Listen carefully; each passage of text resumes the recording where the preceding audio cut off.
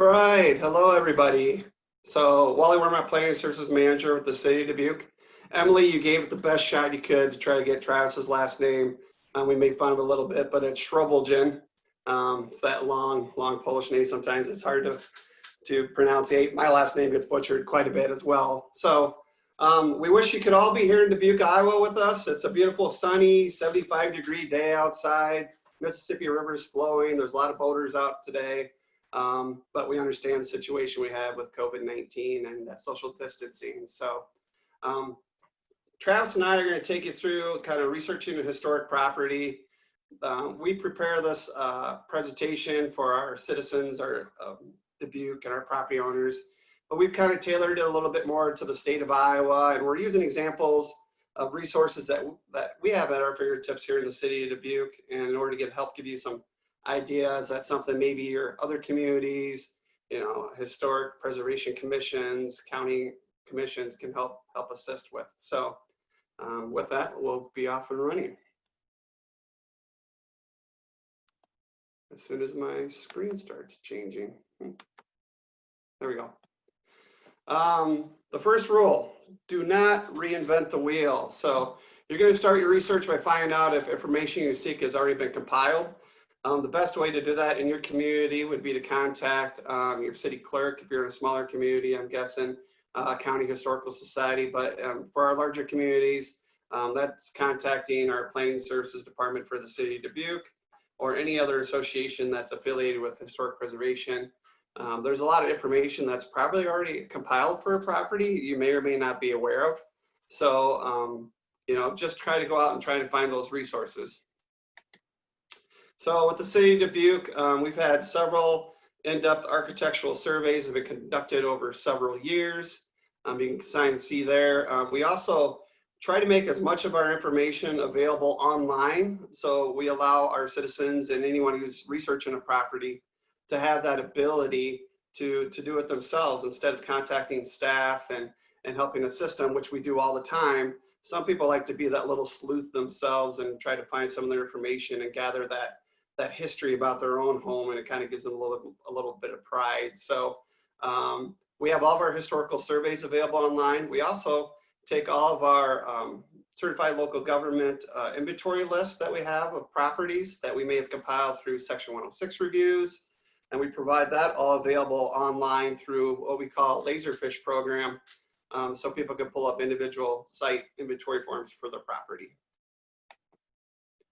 And then also, the state's Historical Society has a list of properties that are available by contacting their office.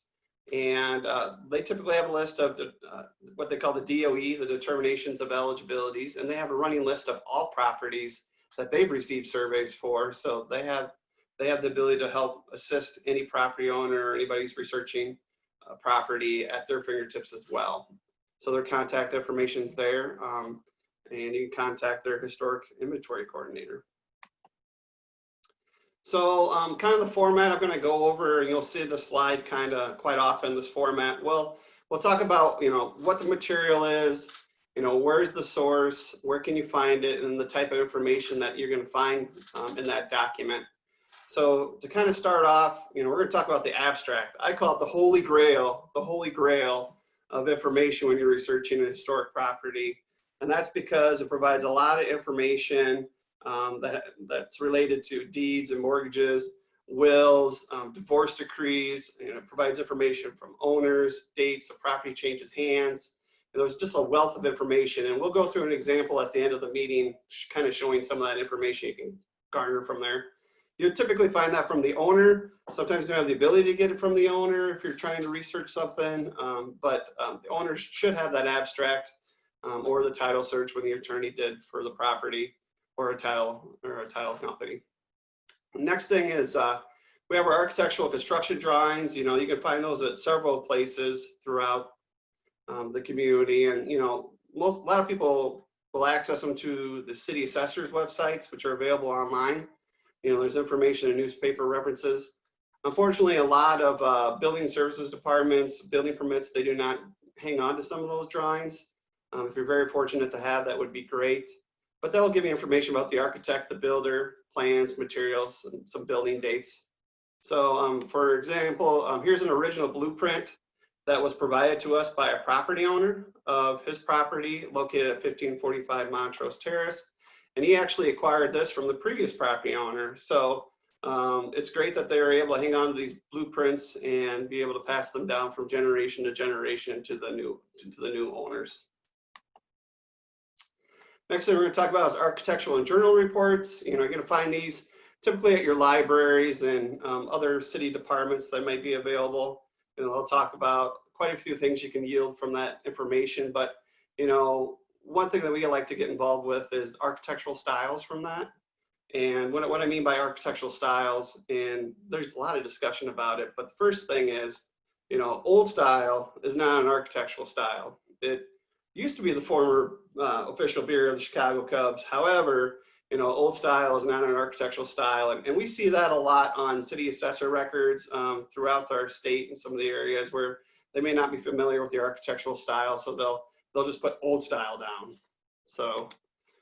But what we find out in our city of Dubuque, we have common architectural styles that were based on, the type of architecture. And then what helps us with that is that time period when that architecture was built. So, if you have an idea, it's like, hey, I got American Foursquare. Well, around the Dubuque, Iowa, that's going to be built around between 1900 and 1920 to maybe help narrow that idea when your building was built. Or, if you had a building date, you might be able to cross-reference to the architectural style. And this information was gathered through an in-depth architectural survey evaluation and to prepare some of our architectural guidelines. So this is just an example that we have in the city of Dubuque, but something that could be relatable to other communities.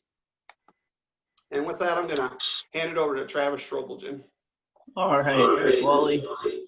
I was just kind of laughing to myself there with the attempt at scrolling or whatever it was. I think that's a new one for me. But no offense taken, and I apologize we didn't go over that ahead of time. But anyway, we'll jump into the permits here. We do have permits from 1933 up to 2000, and then we have current permits, of course, on Acela, which is our system for taking those in. Building permits, we have water taps and we have sewer taps. And you can get those from building services department. You can get them from the water department, the engineering departments, and then also planning. I mean, obviously we have access to this. And we'll go over some of the information yielded on the next slide. And I think we can go forward. So you can see in the top left, each one of those colors represents information we can receive. You can have the property owner, which you can cross-reference with directories. All of these cards are sorted by address in our Laserfish, which is super nifty. We just pop in an address and we have it right there at our fingertips. You got a date permit issued, a contractor, and you can find different things. Most of them are re-siding, re-roofing, tearing off, re-roofing, siding, as you can see there on 3 of those. In this case, we've got the dwelling being constructed in 1960, which is pretty unique. That's not always the case. So it's nice to have that. And often the assessor will have the same date when they have it on the assessor website. So I don't know if they're cross-referencing those dates off of building permits or not, but they seem to be pretty accurate most of the time. Water tap records are awfully useful as well. You can find the ownership. If you look in real close there, you can see the one on the right, the gray one is 1909. Those are the, I don't know, newer-ish ones. That one's newer than the book or the notebook on the left. Those are the originals on the left. And you can get information as far as the address, what the use is for. Sometimes they say it's for future use, which you can indicates that the structure's not there yet. So that's interesting. And then you can, it also has a corp shut off and replaced by another tap slip. So you can search multiple tap slips and kind of correlate them between one another. Cemetery records, church records, in the middle there. So this table, obviously on the left, you have your categories, your materials, and where you can find it in the middle, and then the information yielded on the right. Church records again, cemetery records, birth, death, baptisms, marriages, city council or county minutes. You can get those from the county clerk. Courthouse, planning department, we keep a lot of the case files for variances and whatnot.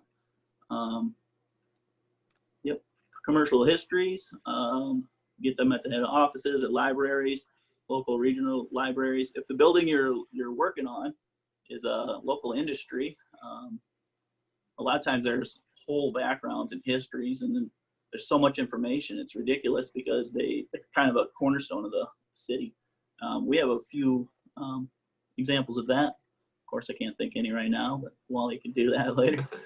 Community county histories, again, if you just look up, a lot of times just Google, you can find some of these, but sources are fraternal organizations, and you're just finding information about the structure, pertinent dates, people, changes of form, and ownership information. Deeds are very useful, just because it shows the owner, whereas a directory shows a resident, and those are two separate things in a lot of cases. So we can move along. Here we go. There's a directory and gazetteers. Still don't like that word, mostly because I don't know what it means. So we got local regional libraries. We're fortunate we have our directories available online, and also on my desktop, which is very useful. It's sorted and bookmarked in PDF, so searching is a breeze. But again, you can find occupants, the dwelling, address changes.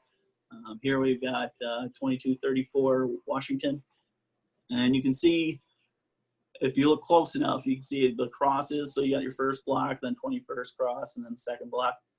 You can kind of get a layout of the street and then compare that to Sanborn's. If you, each one of these things is kind of a piece of a puzzle. So you're not looking at it alone. You're always like comparing it to other things to get a picture of the property. Here's another directory. I think it's the same directory, 1918. Sorted by, instead of the address, this time it's sorted by name. And you can see John Estella, wife Estella, and Friedman. He's a carpenter, worked for Farley Loescher Manufacturing Company, and he resides at 2236 Washington. And then Adolph and Elizabeth. Adolph was a clerk, and he resided at 2234. And I believe this is a duplex. So, yep. So thanks to the Old House enthusiasts, we've got those directories available online on our website and with the Carnegie Stout Library. And again, they're really, really nifty resources to check back on. You can follow it back and get a build date. You can get, if there's an important person, you'll have that information. And you can just see how long someone has lived in a residence. And I think we can go on. Addresses and street names have changed over time. The city of Dubuque had a citywide readdressing in 1921. So some of our numbered streets moved up a couple streets. And then a lot of our street names changed that year also. And then sporadically over time, they also changed. So again, you're going to compare this to directories. Street names and directories gets a little tricky. And you just have to take your time and really pay attention. And having knowledge of what those street name changes were really helps you get through that. Here's an example, a number of them. And most of these would have changed in 1921. But yeah, keeping all that in mind, piecing all this stuff together.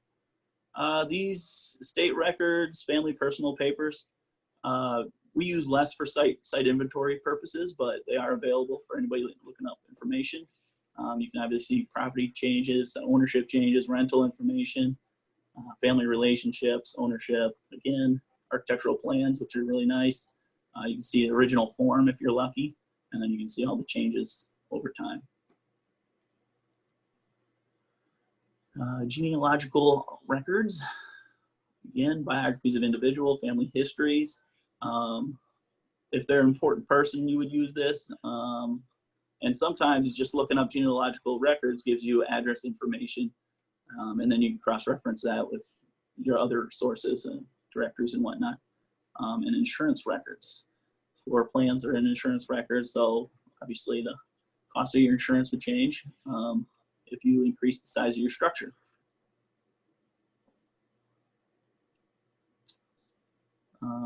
Interviews, oral histories, land records, military records.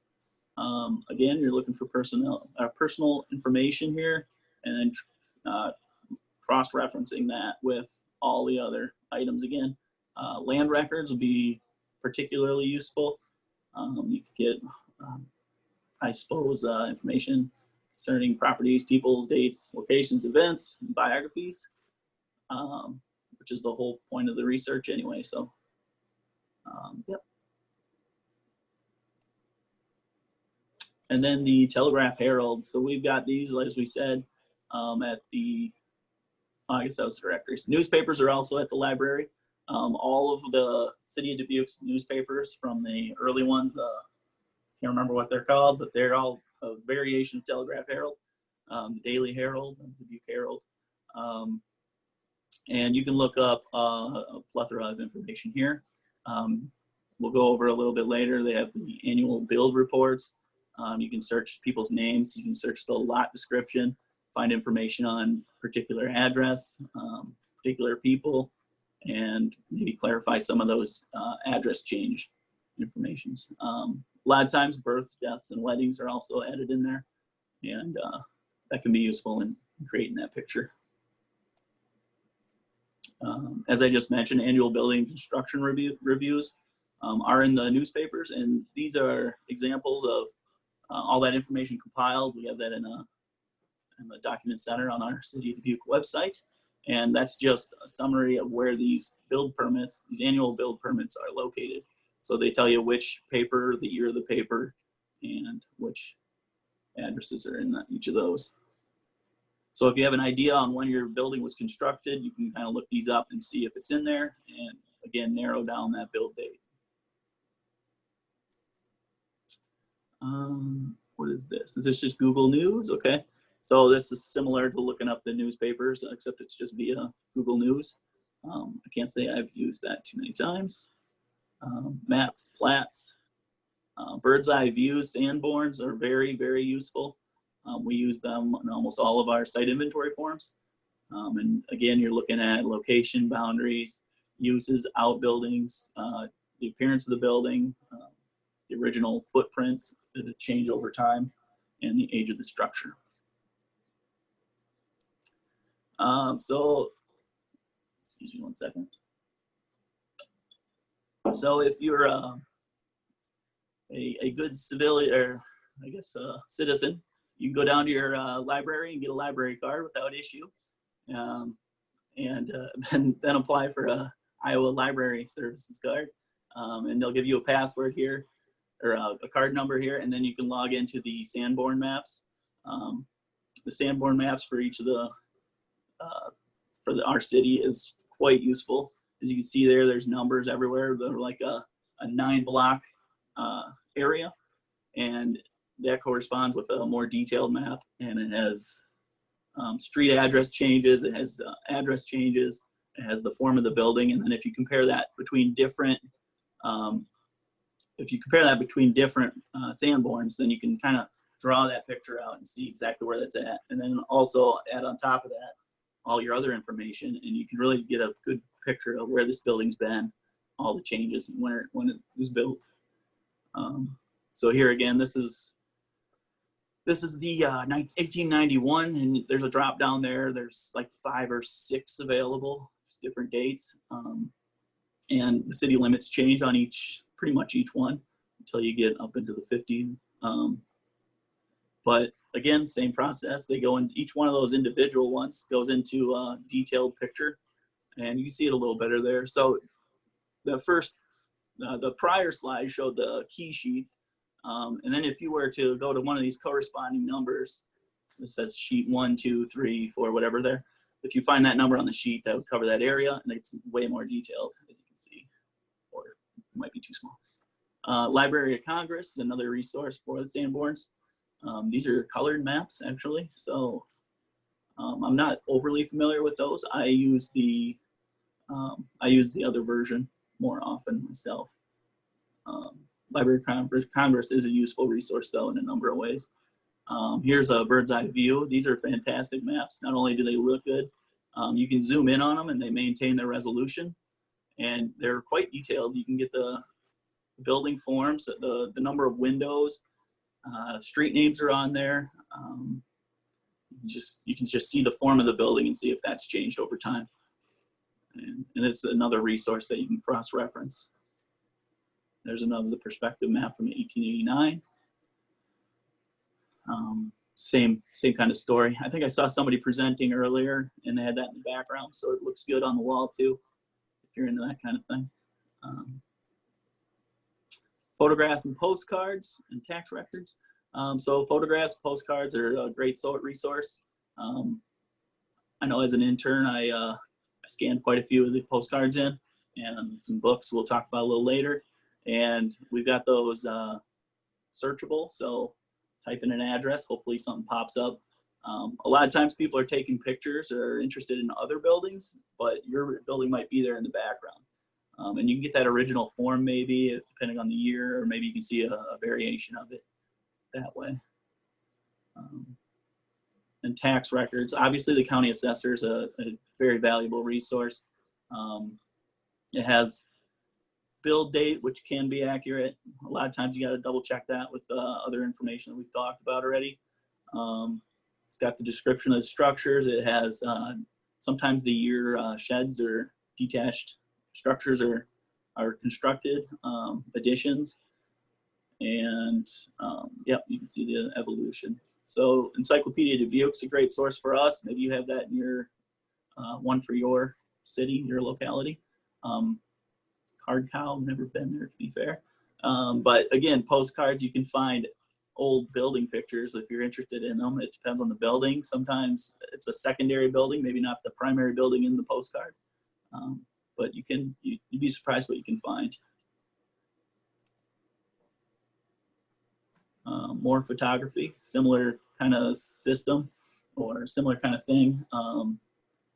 You're just going to find, Google here is at the bottom. That's a great way to find anything. And Google will sometimes take you to these other resources. Right there is one of our 11th Street elevator, which our colleague lives near. Yeah, that's no longer there, but we do have a 4th Street elevator, and if you were here in this wonderful weather, you could ride that. Yeah, again, though, you get into these, I guess they're architectural surveys. Those are a big deal.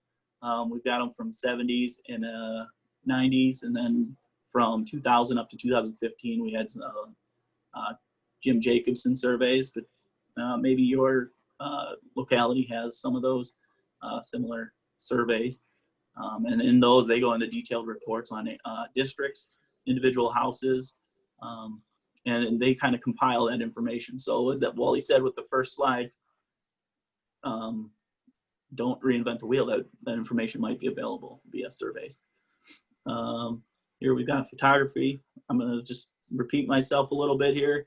You look up a house, you can type in an address, and maybe it'll pop up, maybe it'll be in the background. But again, you just keep your eyes peeled, and maybe you can find some interesting information there.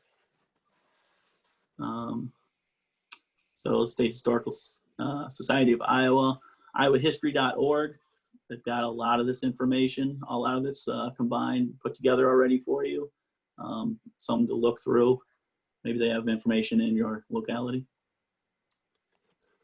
I'll turn it over to Wally. All right, so we're going to go through a case study here fairly quickly. Normally we get this presentation, it's a little bit longer, so I apologize if I move through this fairly fast. So this is a property that the city of Dubuque acquired as part of the B Branch project, which we had some previous presentations on with this conference, and it was rehabilitated as part of our HEART program. So we had to prepare information, research the property, and so I'm just going to go through some resources that we looked at. So we were looking at, trying to find some answers, like when it was built, what it looked like in the past, what was on the site before the building was constructed, what's the architectural style of the building, who was the architect contractor, what changes have occurred in the building over time, and then who actually owned or occupied the building when it was constructed. So like I said before, the first thing, if you can find, is the abstract, that holy grail. We were very fortunate because the city of Dubuque actually owned the property, that we had access to that abstract. And some of that information that we can gather from that abstract is kind of listed here, where we actually find out, you know, when the United States of America, you know, deeded over to Edward Langworthy. And then there's a whole bunch of information that's pulled in there. But, you know, I want you to take a look at, you know, 1910. You know, we have Adolf Luckritz. He's 37 years old. He's married 7 years. He's born in Germany. And he moved to the US in 1882. He owns the house. Elizabeth is 26, and they have a son, Alonzo, who was born in 1887. So that's just a lot of information that's just gathered from one document that may be difficult to find through some other information. There is Ancestry.com and census data information and Heritage Quest that you might be able to access that, but it's nice when you just have an abstract to be able to provide that to you. In this abstract, we had a plat of the property. It actually shows the property was platted off, and it was an as-built. So we actually have the footprint of the building shown on this plat that was included in the abstract. Once again, like we mentioned, these are the city and county assessor records that provides information. The date is off because it says 1900. You're going to find a lot of your records may just have a general date of 1900, but that's not exactly the date. They're not 100% sure. That's why you have to do a little bit more research on that. You know, that assessor includes a photo and the dimensions of the building. And then we also pester our county courthouse to give us the old assessor cards. They're all online, but they do have the old assessor cards, which provides us some additional information that may not be shown on that website. The building permit cards we pulled for that property, not a lot there. A lot of people aren't pulling building permits sometimes, so you may not get a lot of information, but this is what we had available to us. And then we go to those Sanborn fire insurance maps, where this is the 1889 map of the property, and we know that this is the lot based on the legal description. And then I just highlighted around. So in 1891, there's nothing built there. There's a small shed in the one corner. And then in 1909, nothing's been constructed there. And then we get to our 1950 Sanborn fire insurance map. Bam, we have a building that pops up. So that gives us a general idea that, you know, the building might be built between, you know, post 1909 or around 1909 to 1950. And the best way to do it is if you look at them over time, compared to each other, lined up, so you kind of see changes to the property over time. Then we go to those city directories. We look it up by street address. We get a couple names there. Once again, you know, you cross-reference those names to the resident directory. It gives you some information about, you know, who their spouses were and where they worked. So that's a lot of information we can gather there. And then when we did the annual building construction review on this property, we actually got really lucky because they actually have a picture of the building, and that's very rare that happens, but in this case, we did have one. And then as we can zoom in on that list, you know, it provides us some information. You know, the following list of abodes were erected by Mr. Volker this year, and then down below, it's very generic, but this is the property they're talking about, the Washington Street, a concrete block flat. So we know in 1909 that the structure was built. And then we went through our Greater Dubuque, some documentation. We lucked out, we found a photo of the building in a book with regards to that. It's kind of an advertising book for Volker style homes. So, I mean, just based on the information that we have, we're able to use a primary source and what we call secondary support to help us to arrive at those certain questions, like it was built in 1909, we have some photography of the building, and you know, primary sources for Sanborn fire insurance maps, the architectural style, and then who is the architect contractor. So there's a lot of information we have the ability to go through with gathering those resources to arrive where we're at. So that's all we have. Here's our contact information if you need to get a hold of us.